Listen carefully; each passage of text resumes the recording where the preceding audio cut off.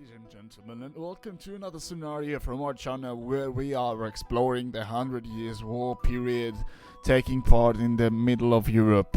Now, if you're not familiar with the 100 Years War, I suggest you take a read at it. It's a really fascinating period of history for Northern Europe. A lot of was going on, and in this scenario we're trying to explore that era.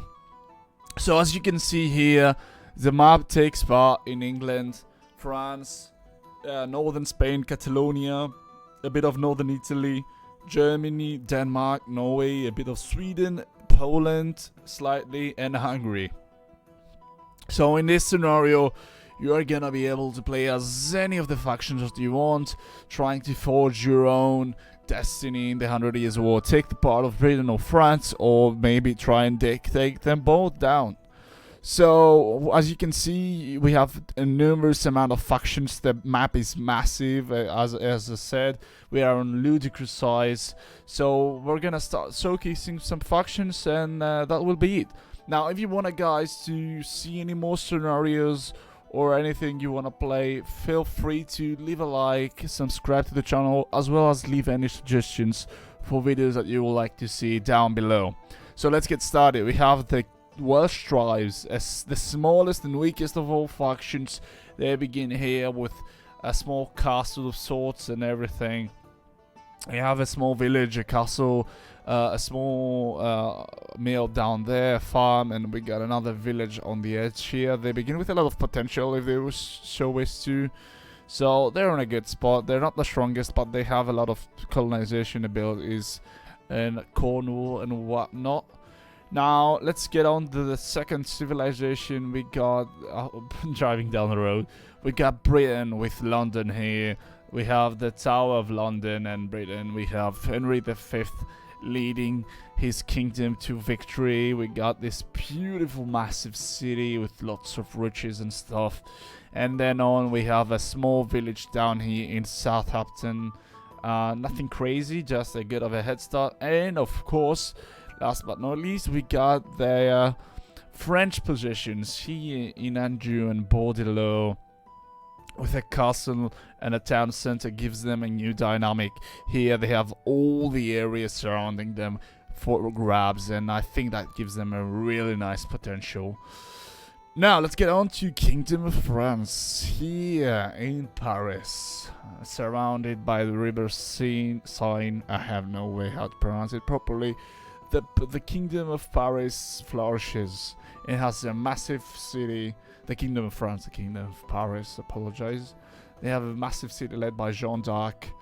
And they are surrounded from all sides by walls and rivers, giving them a really advantageous spot. But that's not it. As you can see, it's the second of the list, so it has to be strong, right? They also have a northern village here near Normandy, which they can take advantage of for farming and fishing.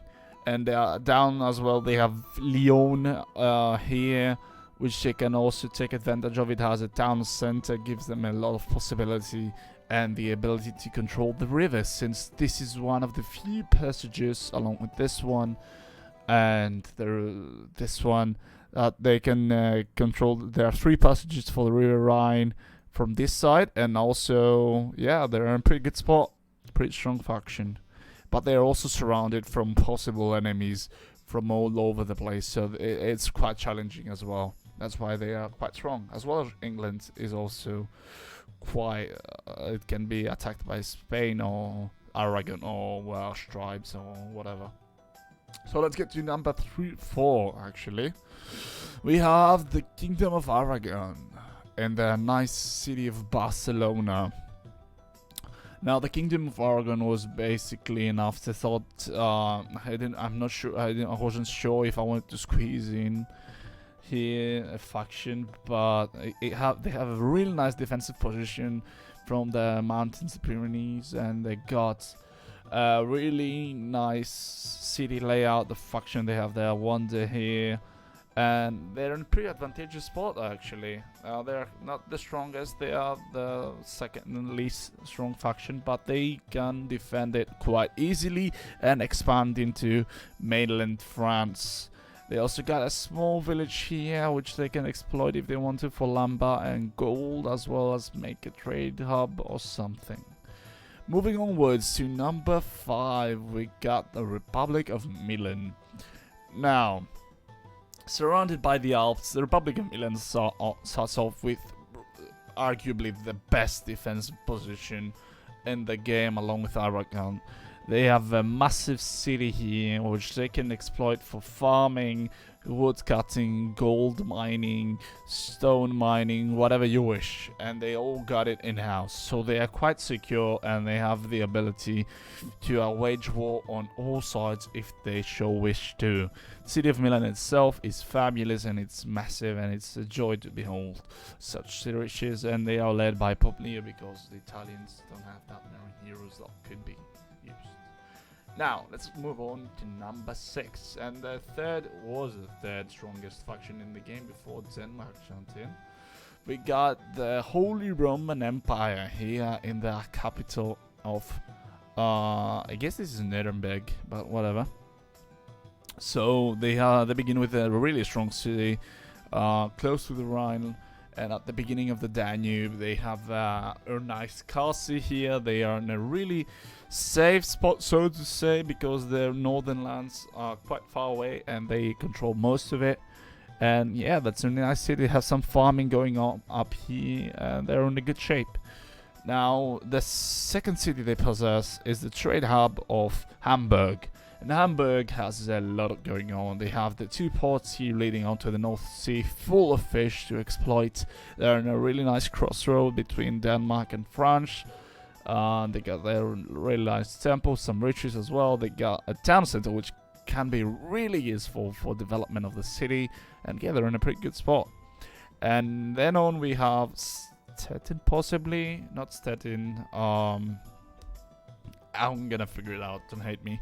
We got a nice little village here, nothing crazy, just a few peasants. They can use it as an outpost, basically, some units, trade hub here for sure.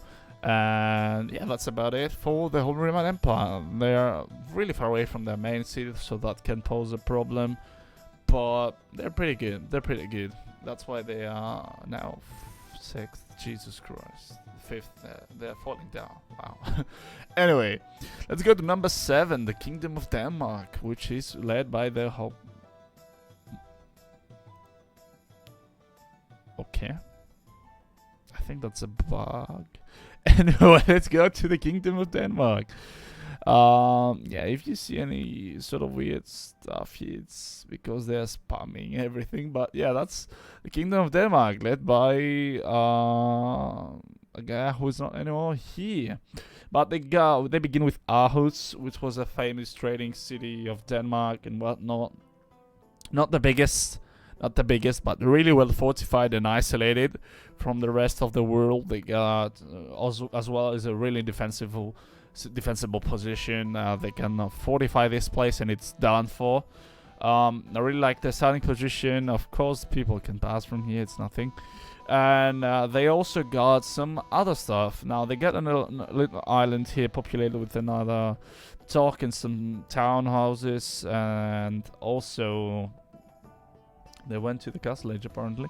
But yeah, they got some nice townhouses here, a small village in the large island where Copenhagen is today, and a church and everything, and a mill which they didn't utilize properly, but that's their core.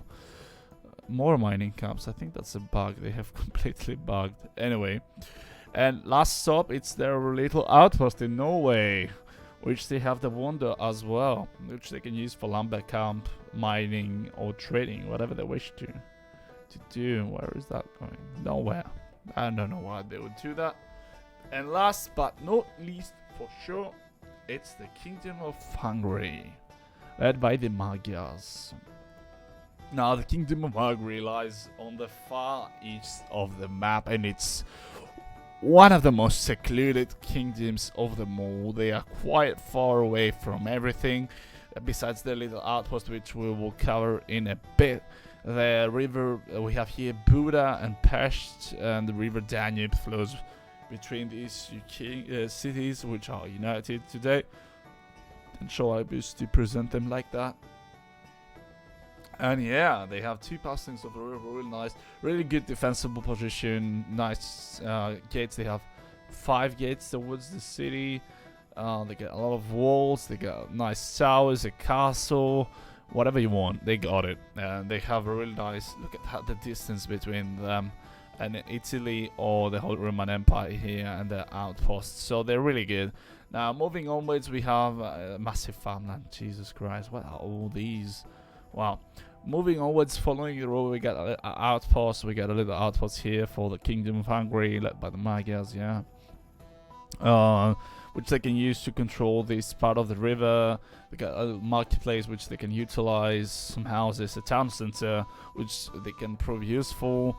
And yeah, that's it. And last but not least, out of the towns of the Magyars or the Kingdom of Hungary is their holy, let's say, castle here with their monument, which looks amazing.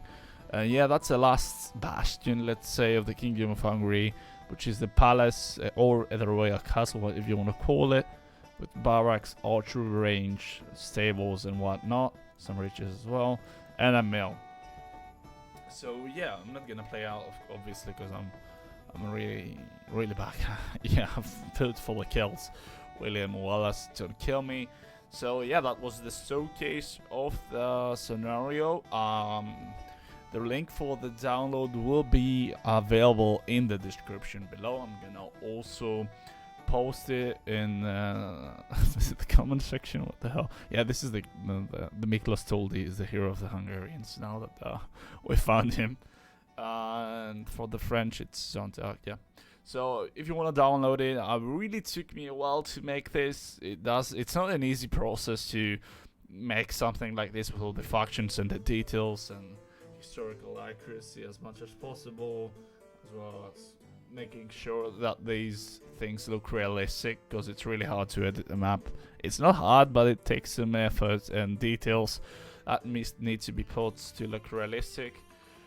And yeah, it would really help us out, guys, if you would leave a like and subscribe, or if you don't, just tell your friends and download and play together. We don't mind as long as you enjoy. And we will see you in the next one. Thank you very much. Bye bye.